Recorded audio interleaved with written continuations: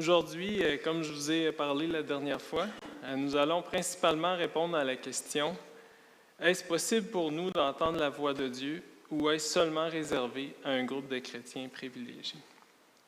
Donc, prions. Seigneur, c'est toi qui as les paroles de la vie éternelle. Ces paroles qui nous conduisent sur le chemin de la vie.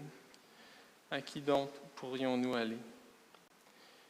Nous nous tournons vers toi ce matin, attendant de ta main cette nourriture qui nourrit notre âme. Accorde-nous de rechercher tes paroles personnelles pour nous tous les jours de notre vie, celles que tu voudras bien nous donner. Amen. Donc,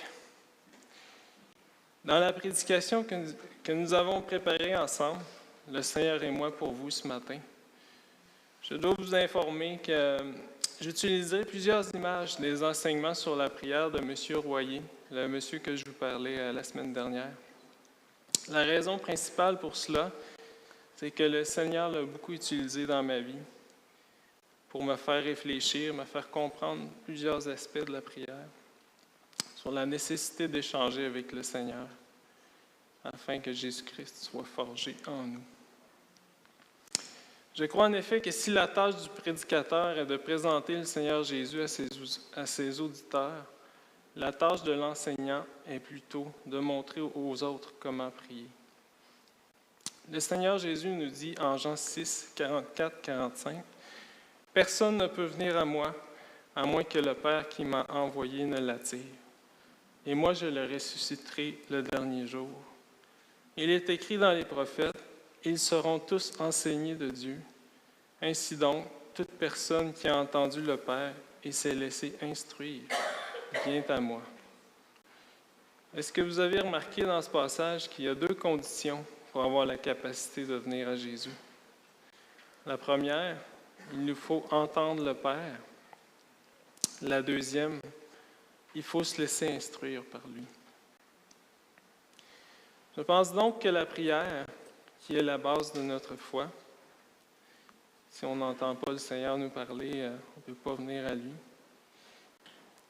ne peut être remplacée par aucune autre chose. Si nous désirons connaître le Dieu vivant, entendre parler de lui, ne vous permettra pas de devenir intime avec lui. Nous avons besoin de l'entendre pour nous-mêmes. Le Seigneur Jésus nous dit lui-même, « Mes brebis entendent ma voix et je les connais, et elles me suivent. Je leur donne la vie éternelle, et elles ne périront jamais, et personne ne les ravira de ma main. » Je crois qu'il y a une tendance générale dans notre culture à occuper le siège du spectateur devant le petit écran. Excusez-moi, j'ai perdu mon... OK. Oui, excusez-moi, j'ai retrouvé. Nous avons tendance à occuper le siège du spectateur devant le petit écran plutôt que celui du disciple qui écoute dans le but de mettre en pratique. La différence entre les deux réside essentiellement dans les intentions de celui qui écoute. Le premier écoute pour se détendre ou se divertir, enrichir ses connaissances personnelles et occuper son temps. Le deuxième reconnaît sa pauvreté spirituelle et sait que la seule façon d'acquérir de la maturité est de se placer aux pieds de son maître et de se laisser instruire. Mes frères et sœurs, ne soyons pas des auditeurs oublieux, ni des serviteurs qui cachent leur talent dans la terre, car notre maître nous demandera des comptes de notre intendance. Aujourd'hui, j'aimerais commencer avec un prérequis afin d'entendre la voix de Dieu, puisque sans cela, il nous est impossible de l'entendre. Pour entendre le Seigneur nous parler, il est nécessaire d'être pleinement vivant. Voici deux exemples qui illustrent ce que je veux dire. Moi, je viens d'une famille de 4 enfants. En fait, on était 4 gars.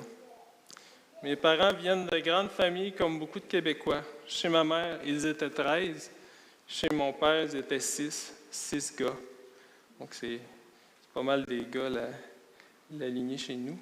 Sauf, en fait, moi j'ai eu 2 filles et un gars. Mes parents sont les avant-derniers de leurs familles respectives, donc pas mal les plus jeunes de leur famille. Mes parents sont encore en vie et en bonne santé, mais quelques-uns de mes oncles et tantes sont déjà décédés.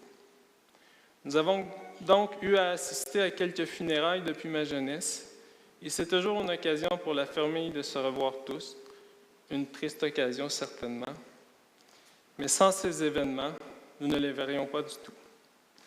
Quand je vais au salon funéraire, il y a souvent des gens qui pleurent le défunt qui gît dans sa tombe ou son urne, qui lui parlent pour lui dire un dernier au revoir. Mais une chose que j'ai remarquée avec les gens qui sont morts, c'est qu'ils ne communiquent pas. Ce ne sont pas des chialeux, ni des gens qui se plaignent, mais ce n'est pas possible de leur parler tout en espérant d'eux une réponse. Le deuxième exemple que je veux vous parler, c'est une activité que j'aime bien faire, moi, quand j'en ai l'occasion. C'est d'aller dans la nature pour prendre une marche.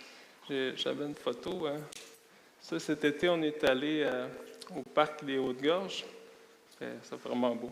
5 heures de marche qui en valait la peine. Lorsque je me promène dans le bois ou en montagne, souvent je prends un moment pour m'arrêter et admirer le paysage. Je regarde les animaux, la végétation. Et parfois, au loin, j'aperçois des constructions de l'homme, des routes, des maisons, des bateaux. De l'infiniment petit à l'immensément grand, nous pouvons reconnaître Dieu dans sa création. Sommairement, selon mon observation, nous pourrions classer les niveaux de vie sur la Terre en 3 grandes catégories, soit les plantes, les animaux et les êtres humains. Bien sûr, les spécialistes en biologie vous diront peut-être qu'il y a plus de catégories que ça, mais pour l'illustration de ce matin, nous allons seulement utiliser 3 catégories. Si nous prenons une fleur, par exemple, et prenons le temps de l'observer, nous découvrirons qu'elle pousse, qu'elle s'ouvre, se multiplie. Certaines sortent tôt au printemps, d'autres plus tard dans l'année. Certaines sont vivaces et d'autres annuelles. Bien qu'il y ait beaucoup de variétés de fleurs, d'arbres et de plantes, une chose que j'ai remarquée, c'est que lorsque je lance une balle à une fleur, même si elle est vivante, elle ne me la relance pas. En fait, je n'ai pas expérimenté ça jusqu'à présent. Bien que vivante, Dieu ne lui a pas donné la capacité d'interagir avec moi, du moins à ce niveau. Ensuite, j'ai un ami d'enfance qui s'appelle Marc-André. Je ne sais pas s'il y en a qui l'ont déjà rencontré. Il était déjà venu à l'église dans le passé, à quelques reprises. Lorsque je suis allé travailler chez lui l'an passé, j'ai remarqué qu'il avait un chien. Ça semble être un bon chien qui est assez intelligent, un beau chien, assez gros. Ça ressemble à un chien berger. Je n'ai pas demandé la race, fait que je ne suis pas un spécialiste des chiens, je ne connais pas ça, mais ça ressemble à ça. Mais quand mon ami sort une balle, son chien, là, il devient complètement fou. Tu peux lui lancer la balle toute la journée si tu veux, il va toujours te la ramener. Il aime vraiment ça, jouer à la balle. J'observe donc que les chiens et d'autres animaux sont réceptifs à ce genre d'interaction avec l'homme. Contrairement à la fleur de tout à l'heure, il ne sait même pas que les balles existent. En fait, elle ne sait même pas qu'elle existe. Bien que ce chien est très réceptif quand je joue à la balle avec lui, lorsque je lui explique les rudiments de mon métier, je réalise qu'il n'y a rien à faire. Je ne pourrais jamais faire de cet animal un électricien compétent, puisqu'il n'a pas d'intérêt. Donc, il est pleinement vivant aussi longtemps que je joue à la balle avec lui. Mais lorsque je lui enseigne comment installer un panneau électrique ou que je parle des merveilles de Dieu à créer avec lui, je n'ai pas de réponse de sa part. Il n'est pas intéressé. Cette dimension de la vie n'est pas accessible à son intelligence, simplement parce que Dieu ne lui en a pas donné la capacité. Nous pourrions donc dire qu'il est mort à cette dimension de la vie, tout comme la fleur est morte au fait de jouer à la balle. Au commencement, l'homme que Dieu avait créé était pleinement vivant. Lui et sa femme étaient en relation intime avec leur Créateur. Ils pouvaient discuter avec lui, prendre une marche avec lui, prendre un café ensemble. Adam et Ève bénéficiaient de la présence de Dieu. Mais lorsque l'homme a cessé de placer sa confiance en Dieu et que sa désobéissance l'a amené à tourner le dos à son Créateur, quelque chose dans l'homme est mort. Vous savez que lorsque votre esprit quittera votre corps, celui-ci sera déclaré mort. Dans le même ordre d'idées, lorsque l'Esprit de Dieu a quitté l'homme, celui-ci est mort. Encore bien vivant physiquement, mais mort lorsqu'on parle d'être en relation avec Dieu. Juste comme la fleur qui ne peut pas jouer à la balle avec nous, bien que vivante, ou que le chien ne peut entretenir une conversation avec nous, l'homme était à partir de ce moment privé d'une dimension de la vie, celle de la capacité d'interagir avec Dieu. Il s'est donc passé exactement ce que Dieu avait dit à l'homme en Genèse 2,17. « Mais tu ne mangeras pas le fruit de l'arbre de la connaissance du bien et du mal, car le jour où tu en mangeras, tu mourras, c'est certain. » Le seul qui pouvait remédier à ce problème, celui de la séparation d'avec Dieu, était Dieu lui-même. La solution qu'il choisit pour permettre à l'homme de pouvoir entrer à nouveau en relation avec son Créateur, la Bible appelle cette réalité la nouvelle naissance.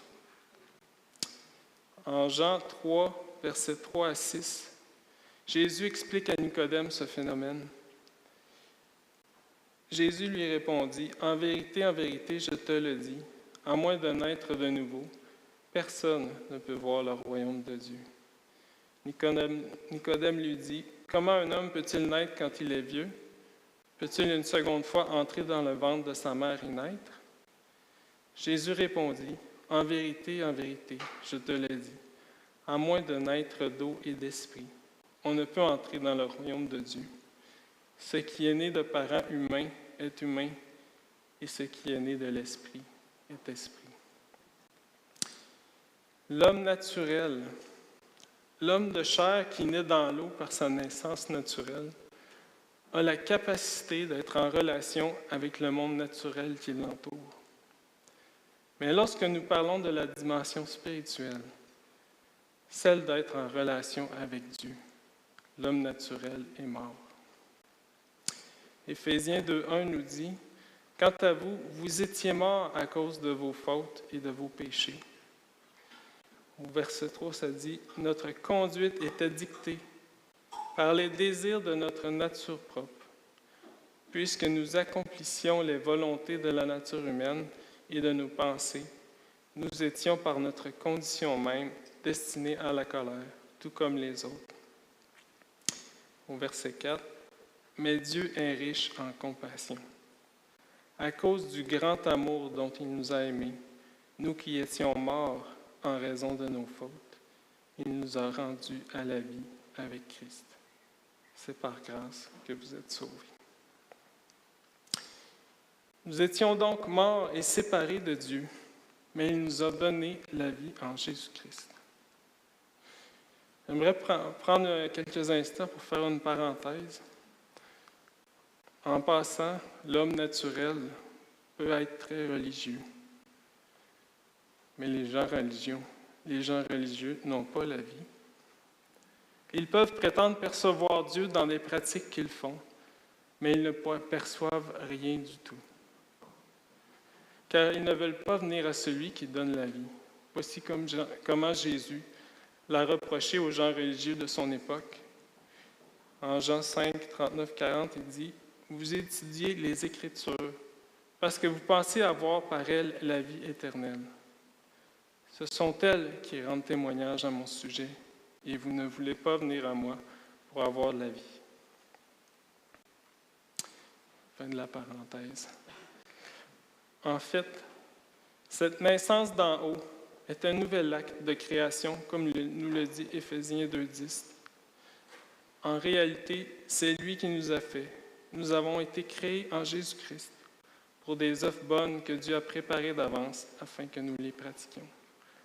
Le mot créé ici est en grec, là, c'est en tout cas, je ne suis pas capable de le dire, tizo. C'était l'équivalent grec, en fait, c'est l'équivalent grec de bara en hébreu. C'est le mot qui est utilisé lors de la création du monde en Genèse. Donc, l'homme pécheur reçoit donc cette nouvelle dimension de vie qui est Christ lui-même par le Saint-Esprit, qui nous permet maintenant de jouer à la balle avec Dieu. C'est comme si maintenant une fleur pouvait nous renvoyer la balle qu'on lui lance, comme si un chien pouvait tenir maintenant une discussion avec nous. C'est exactement ce qui arrive lorsqu'un homme naît de nouveau. Il reçoit une nouvelle dimension de vie qui n'était pas là avant. C'est le seul prérequis pour avoir la capacité d'entrer en relation avec Dieu, rien de plus. Tous les chrétiens qui ont l'Esprit de Dieu qui habite en eux peuvent s'attendre à entendre la voix de Dieu. Ce n'est pas réservé seulement aux pasteurs et aux anciens ou aux gens qui sont plus matures dans la foi. Il y a cependant un obstacle majeur qui nous empêche d'entendre la voix de Dieu et surtout de nous laisser instruire par elle. Bien que nous ayons reçu le Saint-Esprit lors de notre nouvelle naissance, le Seigneur ne nous a pas débarrassés par la même occasion de notre nature pécheresse. En fait, nous la transporterons avec nous tous les jours jusqu'à ce que nous soyons 6 pieds sous terre ou jusqu'au retour du Seigneur. C'est un peu ce dont Michel nous parlait il y a 2 semaines, quand il nous parlait de l'exemple de l'apôtre Paul. Il disait « Je ne fais pas le bien que je veux, mais je fais au contraire le mal que je ne veux pas. » Entendre la voix de l'Esprit en nous et de parler avec le Dieu vivant toute la journée devrait être la chose la plus commune que nous serions supposés faire avec cette nouvelle vie qui habite maintenant en nous. Mais le problème est celui-ci. Afin de devenir sensibles à la voix de Dieu, nous avons besoin de permettre au Seigneur de renouveler notre façon de raisonner, celle du vieil homme. Par exemple, nous croyons que nous pouvons contrôler les autres en les menaçant et en les faisant sentir stupides ou en les manipulant. Saviez-vous que le Seigneur Jésus n'a jamais fait cela? Il motivait les gens en les aimant, leur démontrant qu'ils étaient précieux pour lui. Pourquoi agissons-nous ainsi avec notre femme, nos enfants? Nous croyons que nous devons penser à nous en premier afin d'être heureux. Et le Seigneur Jésus nous dit, « Celui qui s'attache à sa propre vie la perdra, mais celui qui fait peu de cas de sa vie dans ce monde la gardera pour la vie éternelle. » Vous voyez, notre façon de penser est tordue. Nous croyons que nous serons riches et heureux si nous sommes gratiennes et exigeants envers les autres. Le Seigneur Jésus nous dit, « Donnez et il vous sera donné. » Vous voyez, ce que notre Seigneur nous dit est totalement l'opposé de ce qu'on a appris, de ce qu'on est habitué à expérimenter dans notre quotidien. Je ne sais pas pour vous, mais pour ma part, malgré que je sais que mon Père céleste est toujours disponible pour prendre du temps avec moi, je trouve que c'est l'une des choses les plus difficiles à faire. Par exemple, lorsque je conduis mon auto ou que je suis assis devant l'ordinateur, j'ai perdu mon bout. OK, ouais, c'est ça. Lorsque je suis assis devant l'ordinateur, je m'inquiète de mes finances. Je passe de longues heures à me demander quel modèle de camion je devrais acheter. Je peux passer la soirée à ruminer contre le mal que quelqu'un m'a fait. me préoccuper de comment le monde va faire pour tourner encore demain avec ce qui est dit aux nouvelles ou sur Internet. Alors je m'inquiète, je me frustre. Je regarde une autre vidéo sur YouTube, j'en parle à Pierre-Jean-Jacques, mais je ne prie pas. Au lieu de prier, je suis obsédé par ce qui ne fait pas mon affaire ou par mes convoitises qui me font la guerre. C'est une chose étrange. J'ai tendance à vouloir changer le monde sans même consulter Dieu. Et si ça ne fonctionne vraiment pas, alors j'essaierai de lui tordre le bras pour qu'il vienne m'aider. Mes frères et sœurs, il ne faut pas qu'il en soit ainsi. Plusieurs passages des Écritures nous décrivent cette réalité en détail. Voici donc mon préféré. C'est lui que j'essaie de me rappeler tous les jours. En Éphésiens 4, 22 à 24, l'apôtre Paul nous dit « On vous a enseigné à vous débarrasser du vieil homme qui correspond à votre ancienne manière de vivre et se détruit sous l'effet de ses désirs trompeurs. À vous laisser renouveler par l'Esprit dans votre intelligence et à vous revêtir de l'homme nouveau, créé selon Dieu, dans la justice et la sainteté que produit la vérité. » Notre responsabilité, maintenant que nous avons reçu cette nouvelle dimension de vie par le Saint-Esprit, est maintenant de demeurer en Christ. En Jean 15, on a l'image du cep et des sarments, de la vigne. C'est-à-dire de cultiver une relation de plus en plus intime avec lui. Notre vieille nature, celle qui ne peut pas jouer à la balle avec Dieu, doit constamment être mise en échec. J'ai entendu plein de gens parler de hockey cette semaine. Je me suis dit, une bonne mise en échec, ça fait la job. Doit constamment être mise en échec pour céder la place à l'homme nouveau, afin que la vie de Christ puisse être reflétée même par des pécheurs comme vous et moi. Quand nous rencontrons le Seigneur Jésus pour la première fois, que le Saint-Esprit nous est donné et qu'il nous fait comprendre que nous sommes maintenant des enfants de Dieu, nous commençons à prier sans trop savoir quoi lui dire. Bref, nous communiquons avec lui sans trop le connaître. Mais si le croyant persiste à vouloir connaître celui qui l'a tant aimé, une belle communion s'installera graduellement entre le Seigneur et ce croyant. Et s'il persiste encore à échanger avec son Dieu, cette relation avec son Sauveur s'approfondira au niveau pour lequel Dieu nous a créés, celui d'être en union avec Christ. J'aime utiliser l'image des relations de couple lorsque je parle de ce sujet. Avez-vous remarqué lorsqu'un petit couple se forme, soit des adolescents ou des jeunes adultes, le centre de leur conversation est assez étrange. Ils parlent beaucoup à propos de rien du tout.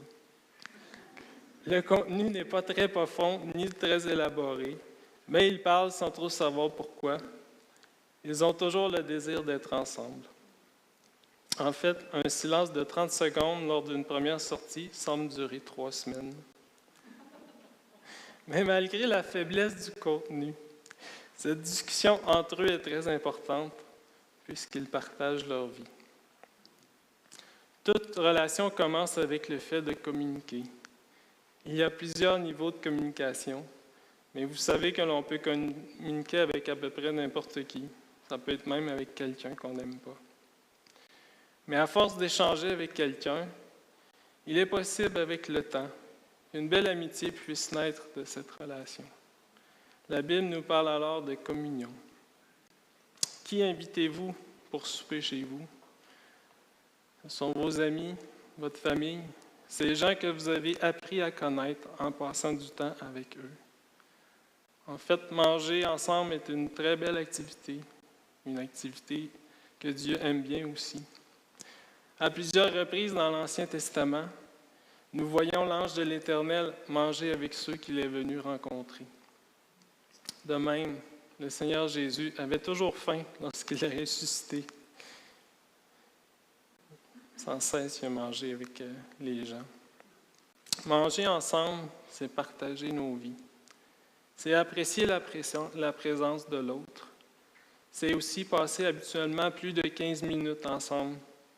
Donc, c'est passer le stade des conversations sur la pluie et le beau temps pour entrer dans des discussions plus profondes.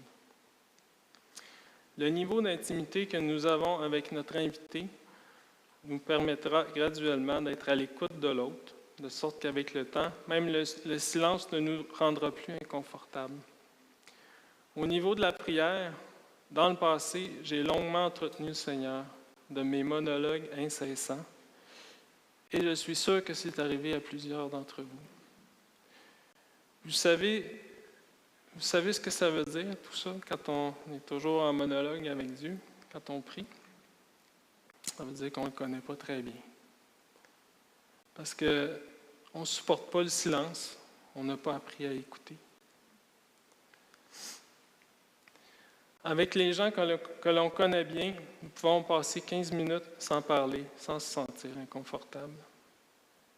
Si c'est l'état de votre relation avec Dieu, que vous êtes inconfortable à attendre, à écouter, il y a peut-être des questions qu'il faut se poser. En tout cas, moi, je me suis posé ces questions-là. Je me les pose encore.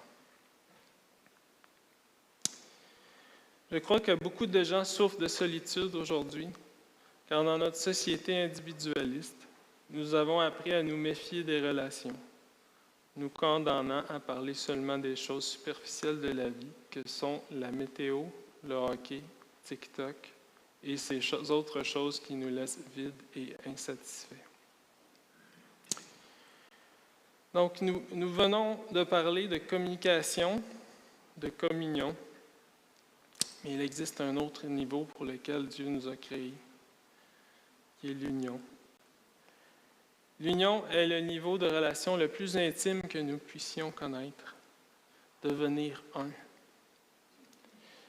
Cette réalité est la mieux exprimée dans le mariage, bien sûr, mais elle est aussi beaucoup utilisée par le Seigneur pour nous décrire cette relation qu'il désire entretenir avec son Église. Il est le fiancé, l'Église est sa fiancée. Quand nous devenons un avec quelqu'un, avec un autre individu, vous savez comment on peut le reconnaître? Les mots comme mon, ma, mes, ton, ta, tes, ça disparaît, ça. Ils sont remplacés par nous, notre, ensemble. L'apôtre Paul, quand il donne les instructions aux églises concernant la vie maritale, il compare souvent celle-ci avec la relation de Christ, que Christ a avec l'Église. Voici un bel exemple en Éphésiens 5, 31, 32. C'est pourquoi l'homme quittera son père et sa mère, s'attachera à sa femme, et les deux ne feront qu'un. Ce mystère est grand, et je dis cela par rapport à Christ et à l'Église. Dieu nous a donc créés dans le but que nous devenions un avec Christ. Je vais prendre quelques instants pour tenter d'éclaircir certains aspects que la chair considère souvent plus importants que le fait de devenir un avec Christ. Dieu ne nous a pas créés pour que nous lisions la Bible. C'est bon de lire la Bible, mais la parole existe dans le but que nous connaissions Dieu. En fait, seulement l'Esprit peut nous illuminer afin que l'on puisse saisir les Écritures. Beaucoup de gens font fausse route en lisant la Bible, mais en rejetant Dieu. Dieu ne nous a pas sauvés dans le but que nous allions au paradis, même s'il nous y est dit qu'on y va. Il nous faut connaître sa personne. Il nous fait connaître sa personne afin que nous désirions ardemment passer l'éternité avec lui. Seriez-vous heureux dans un paradis sans Dieu? Il ne nous a pas rachetés non plus pour que nous évangélisions le monde. Rejoindre les gens que Dieu a choisis d'avance avant la création du monde, c'est le travail qu'il veut accomplir à travers nous lorsque nous sommes unis à lui. Il est le berger à la poursuite de sa brebis perdue. Apprenons à lui être soumis Nous serons donc des vases utiles entre ses mains pour accomplir cette tâche. Je ne vous dis pas ces choses pour provoquer des chicanes de mots, mais parce que le Seigneur Jésus lui-même nous a défini ce qu'était la vie éternelle dans la prière sacerdotale. Le Seigneur Jésus nous a dit « Or, la vie éternelle, c'est qu'ils te connaissent, toi, le seul vrai Dieu, et celui que tu as envoyé, Jésus-Christ. »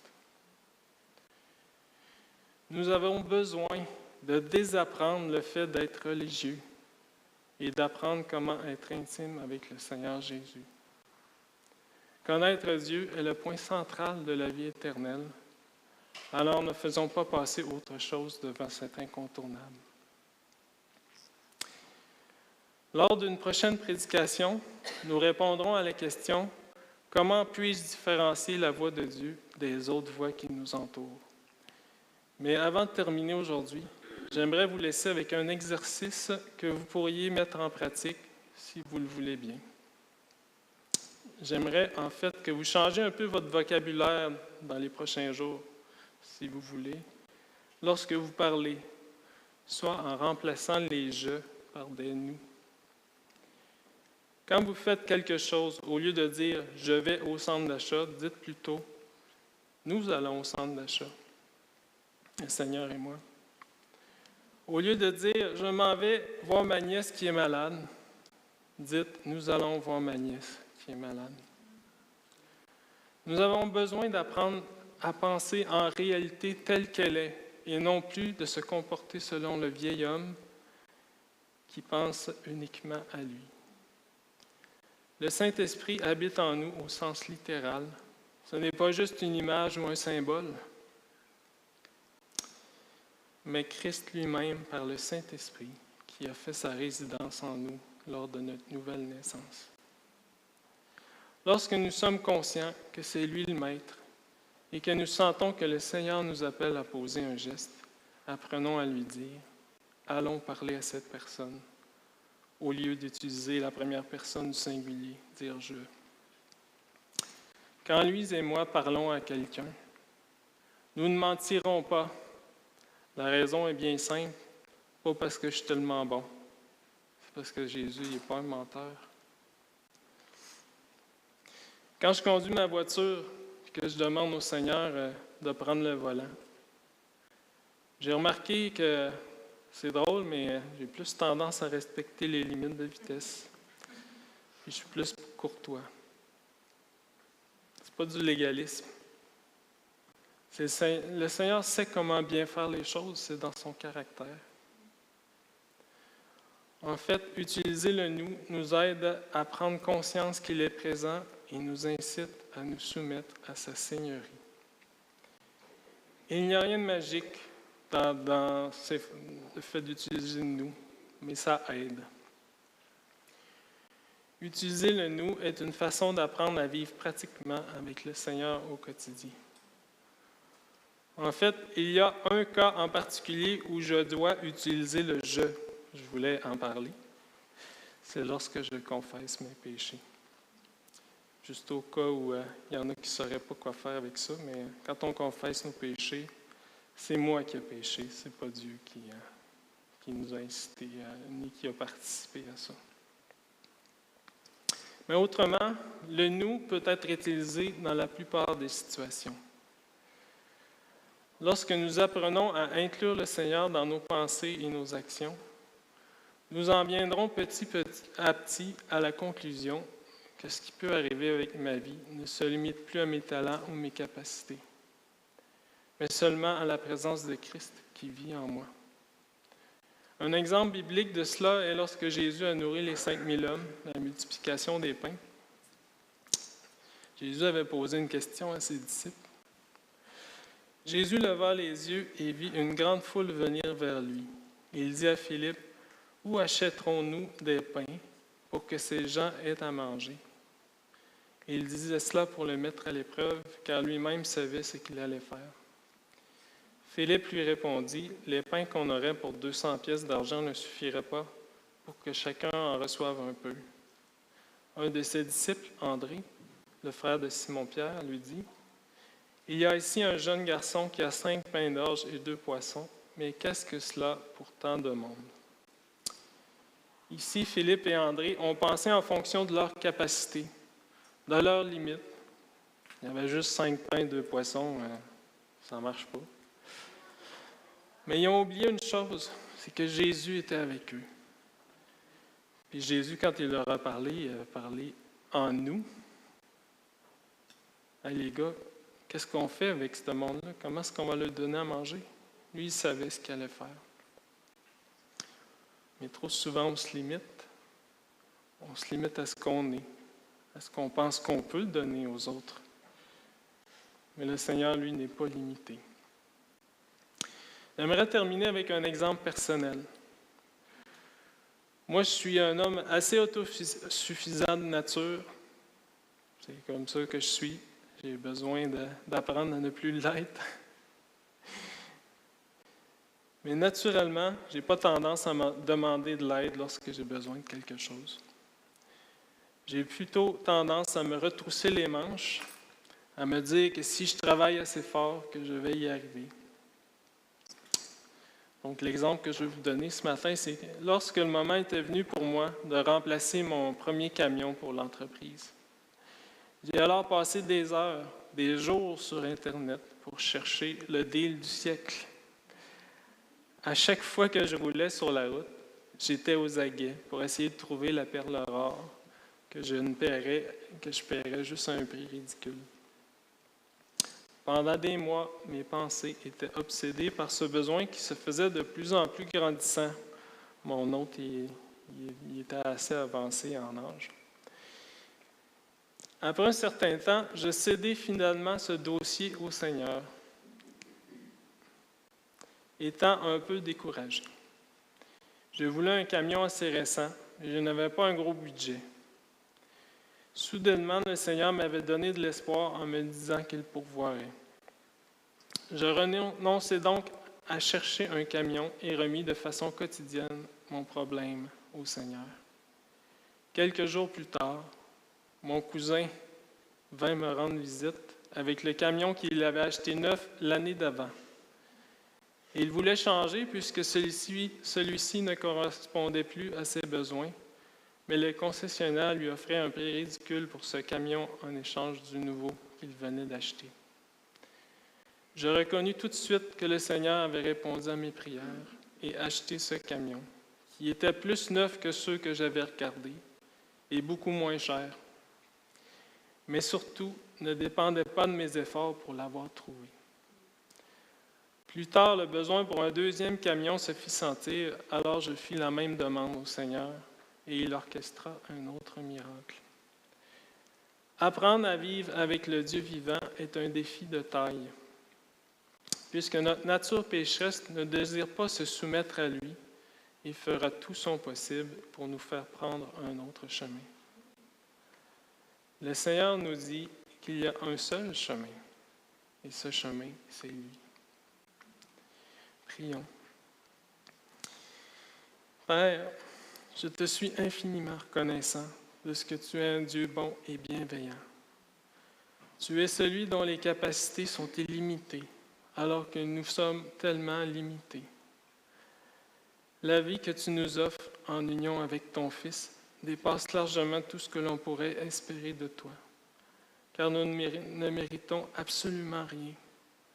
Ta parole nous dit, mais Dieu est riche en compassion, à cause du grand amour dont il nous a aimés, nous qui étions morts en raison de nos fautes, et il nous a rendus à la vie avec Christ. C'est par la grâce que vous êtes sauvés. Oui, Seigneur, nous ne connaissons personne d'aussi merveilleux que toi, mais pourtant nous choisissons quotidiennement de faire notre vie sans toi. Accorde-nous de marcher avec toi aujourd'hui, car sans toi, nous ne pouvons rien faire qui te soit agréable. Je sais que nous avons besoin de venir à toi au quotidien avec cette même demande, car toi-même tu nous as enseigné à demander notre pain de chaque jour. Ta parole est véritablement une nourriture qui nourrit notre âme, comment nous avons besoin d'entendre ta voix. non seulement pour susciter notre foi et nous guider dans notre quotidien, mais afin que nous puissions désirer ardemment la venue de ce jour où nous te verrons face à face. Sois loué pour la grandeur de tes œuvres. Nous désirons être reconnaissants pour la richesse de tes dons. Amen.